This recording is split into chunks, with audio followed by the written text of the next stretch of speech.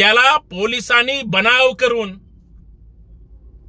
पिस्तूल हिसकावून घेऊन पोलिसांवर गोळीबार केला, असा अक्षय शिंदेवर खोटे आरोप केले आणि पोलिसांना चमकोगिरी करण्यासाठी, पोलिसांना स्वतःचं दुकान लावण्यासाठी, पोलीस अधिकाऱ्यांना प्रमोशन मिळण्यासाठी आणि महाराष्ट्राची शिंदे फडणवीस पवारांच्या फाटीवर थाप मारून घेण्यासाठी कुठल्याही मुली शाळेमध्ये सुरक्षित नसेल, महाविद्यालय सुरक्षित नसेल, मुली कामावर जातात, मुली ऑफिसला जॉबला जातात, तिथं जर सुरक्षित नसेल तर हे पाप कुणाचं आहे? सरकार कुठल्या थराला जात आहे? पोलीस कुठल्या थराला जातात? स्टंट कशाचा करावा आणि फेक नरेटिव्ह सेट करणे, यालाच फडणवीस पॉलिसी म्हणतात, बीजेपी पॉलिसी म्हणतात किंवा मोदी पॉलिसी म्हणतात। अक्षय शिंदेचा खून फडणवीस सरकारने केला। अक्षय शिंदेला तो आरोपी आहे, नराधम आहे, परंतु फक्त सरकारच्या स्टंटबाजीमुळे लोकांची सिंपती मिळवण्यासाठी गृह विभागाने अक्षय शिंदेची हत्या केली। खरं तर देवेंद्र फडणवीस साहेब किंवा हे सरकार, भाजपची लोक ज्या विचारधारेचे आहेत, त्या आरएसएसच्या व्यक्तीची, त्या अक्षय शिंदेची ती शैक्षणिक संस्था होती, त्या सगळ्यांना वाचवण्यासाठी अक्षय शिंदेचा बळी घेतला। पालघरच्या बलात्कार प्रकरणामध्ये ज्या शिंदेला मारलं तो एक राजकीय बळी होता। तो कायद्याने किंवा त्याला ठरवून मारायचं आणि भांडवल आपल्याला भविष्यात निवडणुकीमध्ये त्याचा फायदा करून घ्यायचा, हा एकमेव उद्देश सरकारचा असावा, असं आता माननीय न्यायालयाने जो निर्णय दिलाय त्याच्यातून स्पष्ट होतं। मित्रांनो, सरकार कुठल्या थराला जात आहे? पोलीस कुठल्या थराला जातात? स्टंट कशाचा करावा आणि फेक नरेटिव्ह सेट करणे, यालाच फडणवीस पॉलिसी म्हणतात, बीजेपी पॉलिसी म्हणतात किंवा मोदी पॉलिसी म्हणतात। आता महाराष्ट्रात आणि देशात हळूहळू लोकांना समजायला लागलं। एखाद्याची हत्या करणं सरकारला जर सहज वाटत असेल, नराधमाची हत्या केली, वाईट वाटायची गरज नाही, परंतु बेकायदेशीरपणे पुरावा नष्ट केला आणि तो पोलिसाकरवी केला, हे सगळ्यात वाईट आहे। हे महाराष्ट्रातल्या जनता जनार्दन आणि अंधभक्तांना समजणार आहे की नाही? ज्यावेळेस अक्षय शिंदेचा एन्काउंटर केला, सगळे म्हणायचे शिंदे की जय बोलो, फडणवीस की जय बोलो किंवा अजित पवार की जय बोलो। आज कुणाचं जय म्हणणार का पराजय म्हणणार, याचा शोध आणि बोध आपल्याला या व्हिडिओच्या माध्यमातून घ्यायचा आहे। मित्रांनो, जय जिजाऊ, नमस्कार। महाराष्ट्रातल्या तमाम कानाकोपऱ्यामध्ये या युट्यूबच्या माध्यमातून, फेसबुक, इंस्टाग्रामच्या माध्यमातून संतोष शिंदेचा आवाज ऐकणाऱ्या सर्व माता भगिनींचं मी संतोष शिंदे आपल्या सर्वांचं मनपूर्वक स्वागत करतो। विनंती एवढीच आहे, व्हिडिओ शेवटपर्यंत पहा, थांबा, हा व्हिडिओ जास्तीत जास्त इतर लोकांना पाठवा, शेअर करा आणि मुद्दा लक्षात घ्या, हा देश, हे राज्य आपलं कायद्याचं आहे। माणूस मारणं हा गुन्हा आहे। तो नराधम असो, तो गुन्हेगार असो किंवा तो कुणीही असो, कायदा प्रत्येकाला कायद्याच्या चौकटीमध्येच त्या ठिकाणी शिक्षा करतं। पण जर गुन्हेगारी मानसिकता ठेवून सरकारमधलेच लोक गुन्हेगारांना संपवत असतील तर महाराष्ट्रातल्या जनतेने विचार करावा की राज्य कायद्याचं आहे का राज्य हुकुमशाहीचं आहे, का हा देश हुकुमशाहीकडे निघाला? या सगळ्या गोष्टीचं विवेचन या आपल्या माध्यमातून करायचंय। म्हणून हा व्हिडिओ शेवटपर्यंत पाहावा, एवढी हात जोडून विनंती। पालघरमध्ये एका शाळेमध्ये अक्षय शिंदे नावाच्या विकृत, लिंगपिसाट, घाणेरड्या मानसिकतेच्या व्यक्तीनं स्वतःची बायको गरोदर असताना सुद्धा, म्हणजे स्वतःचं लग्न झालेलं असताना सुद्धा अल्पवयीन मुलींना त्या ठिकाणी तो शिकार करायचा। अल्पवयीन मुलींना तो चित्रविचित्र पद्धतीने स्पर्श करायचा। हा तोच अक्षय आहे जो आरएसएसच्या विचारधारामध्ये वाढलाय।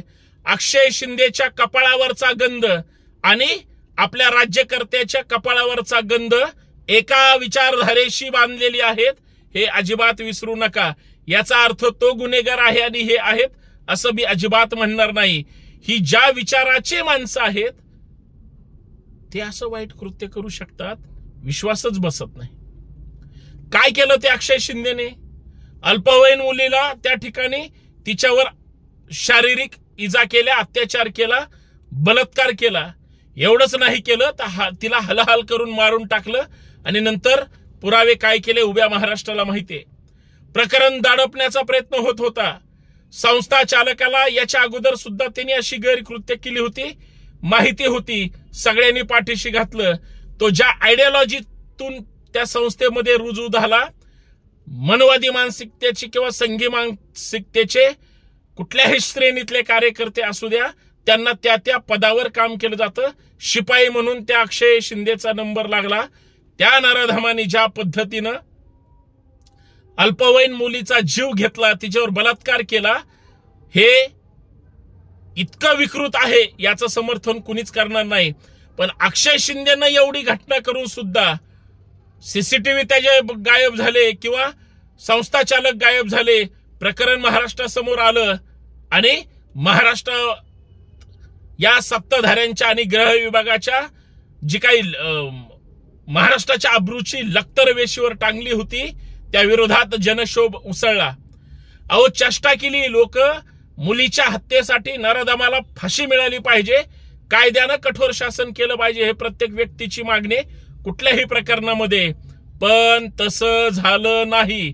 झालं काय तर अक्षय शिंदेसाठी शाळेतली जी इतर मुलं आहेत, कारण लक्षात घ्या कुठल्याही मुली शाळेमध्ये सुरक्षित नसेल, महाविद्यालय सुरक्षित नसेल, मुली कामावर जातात, मुली ऑफिसला जॉबला जातात, तिथं जर सुरक्षित नसेल तर हे पाप कुणाचं आहे याच्यावर कुणी चर्चा करणार आहे की नाही, बोलणार आहे की नाही?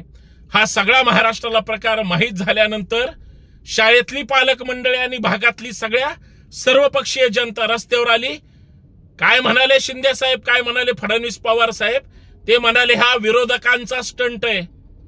अरे तुम्ही प्रत्येक विषयामध्ये दुसऱ्याला राजकीय नजरेतून बघणार आणि तुमचं घाणेरडं राजकारण आमदार खासदार पळवण्यासाठी, पक्ष फोडण्यासाठी आणि सत्तेमध्ये बसण्यासाठी असणार, तुम्हाला काहीच वाटणार नाही।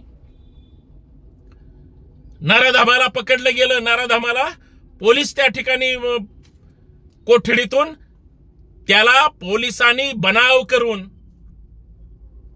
पिस्तूल हिसकावून घेऊन पोलिसांवर गोळीबार केला, असा अक्षय शिंदेवर खोटे आरोप केले आणि पोलिसांना चमकोगिरी करण्यासाठी, पोलिसांना स्वतःचं दुकान लावण्यासाठी, पोलीस अधिकाऱ्यांना प्रमोशन मिळण्यासाठी आणि महाराष्ट्राची शिंदे फडणवीस पवारांच्या फाटीवर थाप मारून घेण्यासाठी किंवा आम्ही बघा कसा एन्काउंटर केलाय हे खोटं दाखवून त्यांनी पुरावा नष्ट करण्यासाठी, कारण एकमेव पुरावा बलात्कारी म्हणून अक्षय शिंदे होता। संस्था कशी इतर गोष्टीला पाठीशी घालत होती सगळं बाहेर आलं असतं, परंतु बरोबर अक्षय शिंदेला मारून त्याच्या टाळूवरचं लोणी खाण्याचं काम संस्थेने, संस्थेच्या RSSच्या लोकांनी आणि खास करून सरकारमधल्या लोकांनी केलं आणि त्याचा बळी घेतला। अन्यथा सगळे पुरावे महाराष्ट्रासमोर आले असते आणि सगळ्यांना फाशी झाली असती। माझा साधा सरळ प्रश्न आहे, अक्षय शिंदेचा एन्काउंटर करण्याचा स्टंट फडणवीस किंवा सरकारने का केला? शिंदे साहेबांनी अक्षय शिंदेच्या मारेकऱ्यांना अर्थात पोलिसांना पाठीशी का घातलं? अजित पवार या सगळ्या प्रकरणावर गप्प का होते? कायद्याचं राज्य असून सुद्धा हुकुमशाही का त्या ठिकाणी दाखवण्यात आली? आणि हे प्रकरण दाबण्यासाठी का विनाकारण फेक नरेटिव्ह उभं केलं याचं उत्तर महाराष्ट्राला द्यावं लागेल। कोर्टाने झापलंय।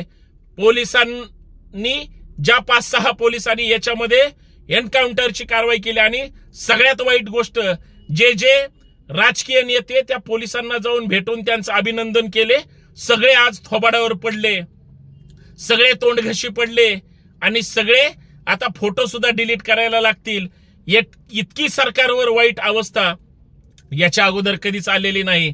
हाच का सरकारचा खोटारडेपणा आणि माननीय न्यायालयाने सगळा खोटा भुरका गृह विभागाचा, पोलिसांचा आणि सरकारचा टराटरा फाडून काढला हे महाराष्ट्राला कळणं गरजेचं आहे। दुर्दैवी आहे, परंतु सरकारने चुकीचं एन्काउंटर केलंय हे महाराष्ट्राच्या समोर आलंय।